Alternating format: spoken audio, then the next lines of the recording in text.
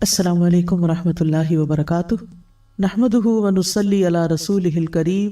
اما بعد فاعوذ باللہ من الشیطان الرجیم، بسم اللہ الرحمن الرحیم، رب اشرح لی صدری ویسر لی امری واحلل عقدۃ من لسانی یفقہوا قولی۔ الحمد للہ تفرد بعز کبریائہ وتوحد بدوام بقائہ، واللہ اکبر اسبغ علی الجمیع جزیل نوالیہ وکریم عطائہ، والحمد للہ حمدا کثیرا طیبا مبارکا فیہ۔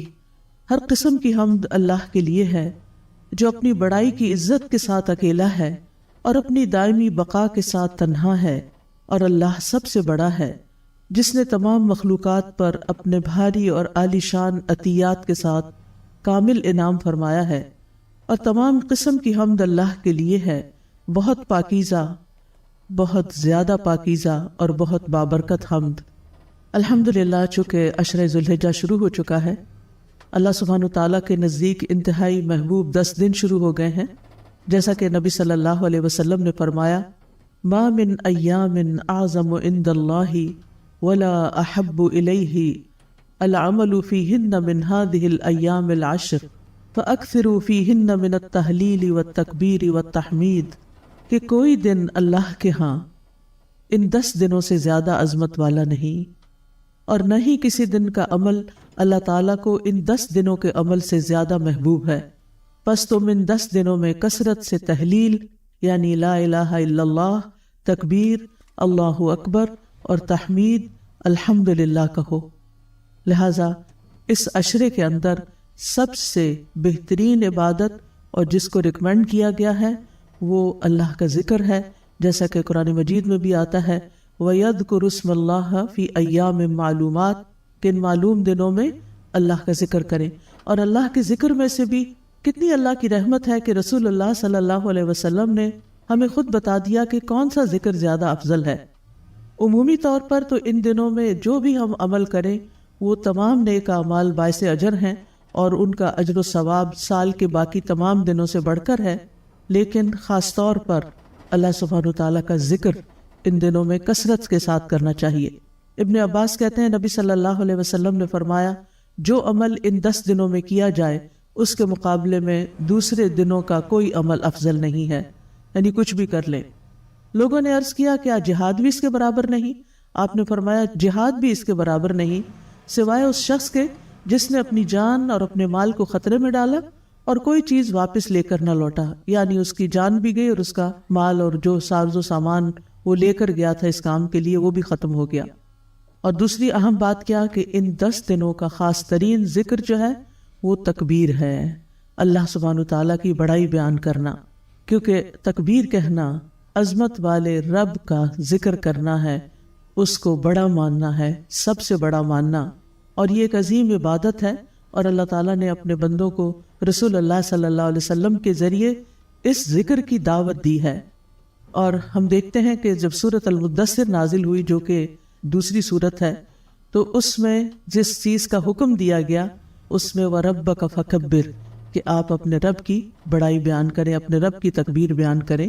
یعنی اللہ سبحانہ تعالیٰ جو عزت والا ہے، جس کی شان بڑی بلند ہے، بس اسی کی ہی بڑائی بیان کرنی چاہیے۔ ہم دیکھیں کہ ہم انسانوں کی، چیزوں کی، عمارتوں کی اور پتہ نہیں کس کس چیز کی بڑائی اپنے دل میں لیے ہوئے ہوتے ہیں اور ان کو بڑا مانتے ہیں اور ان کی بڑائی کا اظہار بھی کرتے رہتے ہیں، لیکن کرنے کا کام کیا ہے؟ جیسے کہ اللہ تعالیٰ فرماتے ہیں وَكَبِّرْهُ تَكْبِيرًا، سورۃ الاسراء کا جہاں اختتام ہوتا ہے 1:1 آیت میں، اور اس کی بڑائی بیان کرو، خوب بڑائی بیان کرنا، صرف کبرہ نہیں، کبرہ تکبیرا، یعنی بڑائی بیان کرو، خوب خوب بڑائی بیان کرنا۔ اور جہاں تک تکبیر کا تعلق ہے تو تکبیر 2 طرح کی ہوتی ہے، ایک تکبیر مطلق اور ایک تکبیر مقید، یعنی ذوالحجہ کے دنوں میں کہی جانے والی تکبیر 2 طرح کی ہوگی۔ تکبیر مطلق کا مطلب ہے وہ تکبیر جس میں کوئی قید نہیں، مطلق آزاد ہے، جب مرضی کہی جائے، آپ اٹھتے بیٹھتے چلتے پھرتے کام کاج کرتے ہر وقت آپ اللہ اکبر لا الہ الا اللہ واللہ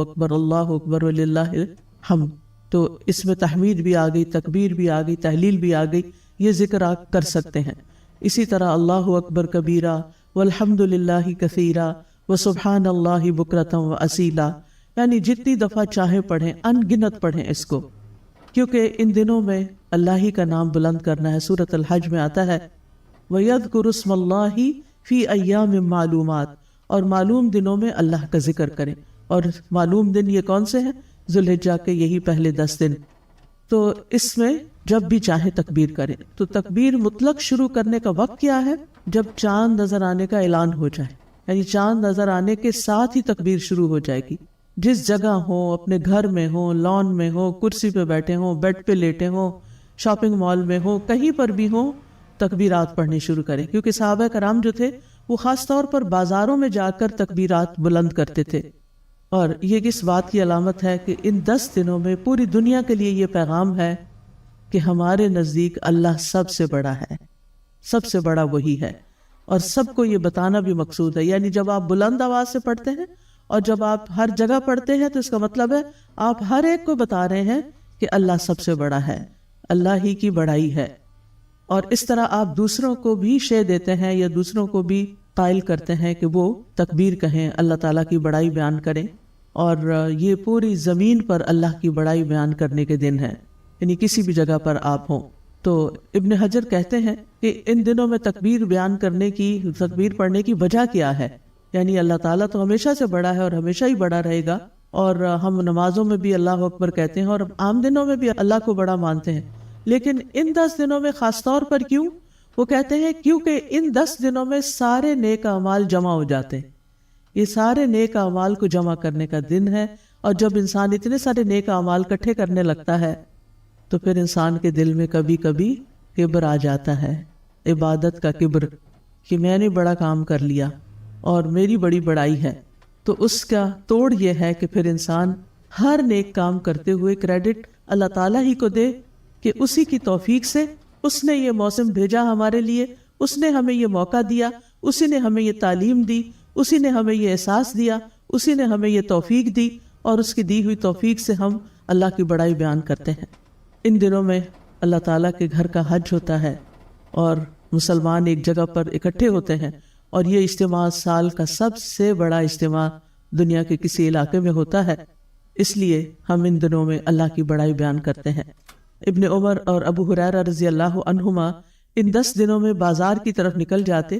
اور وہ دونوں تکبیرات پڑھتے، لوگ ان کی تکبیر سن کر تکبیر کہتے، اور محمد بن علی بھی نفل نمازوں کے بعد بھی تکبیر کہتے تھے، یعنی نفل پڑھتے اور ساتھ ساتھ تکبیر کہتے۔ اسی طرح خواتین بھی تکبیر کہا کرتی تھی۔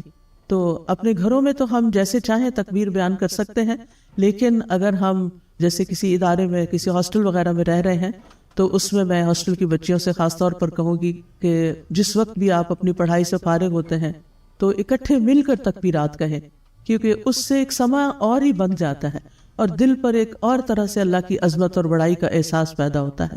اور جیسا کہ پچھلے دنوں شیلا جی آپ نے شیئر بھی کیا تھا کہ جب آپ رمضان میں مکہ میں تھی اور جو ہی چاند نظر آیا تو جتنے بھی لوگ مسجد سے نکل رہے تھے، مسجد حرام سے لاکھوں کا مجمع، وہ سب اکٹھے بلند آواز سے تکبیر پڑھنے لگ گئے۔ تو اس کی وجہ سے جو دل پر ایک ہیبت تھی اور دل کے اوپر ایک اثر تھا، اور دل کے اندر جا کے جو اثرات ہوتے ہیں وہ اکیلے تکبیر پڑھنے کے نہیں ہوتے۔ تو یہ ایک اجتماعی عبادت بھی ہے، اپنے گھروں میں بھی بچوں کو شامل کر لیں، لیکن جو لوگ اکٹھے کسی جگہ پر رہتے ہیں وہ مل کر بھی تکبیرات پڑھیں، اور صرف سنیں نہیں، کیونکہ بعض لوگ ہوتے ہیں ریکارڈنگ لگا دیتے ہیں اور خود باتیں کرتے رہتے ہیں۔ چلے نہ ہونے سے بہتر ہے کچھ کانوں میں پڑ رہا ہے، لیکن افضل یہی ہے کہ انسان اپنی زبان سے اور مل کر اور اکٹھے ہو کر تکبیرات کہے۔ اور عورتوں کی تکبیرات کے بارے میں آتا ہے، حضرت عمر رضی اللہ عنہ مینا میں اپنے خیمے کے اندر تکبیر کہتے تو مسجد میں موجود لوگ اسے سنتے اور تکبیر کہتے، اور بازار والے تکبیر کہتے، یہاں تک کہ سارا مینا تکبیر سے گونج اٹھتا۔ ابن عمر مینا کے ان دنوں میں نمازوں کے بعد بستر پر، خیمے میں، راستے میں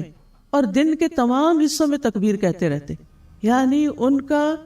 سارا ذکر جو تھا وہ تکبیرات پر فوکسڈ ہو جاتا۔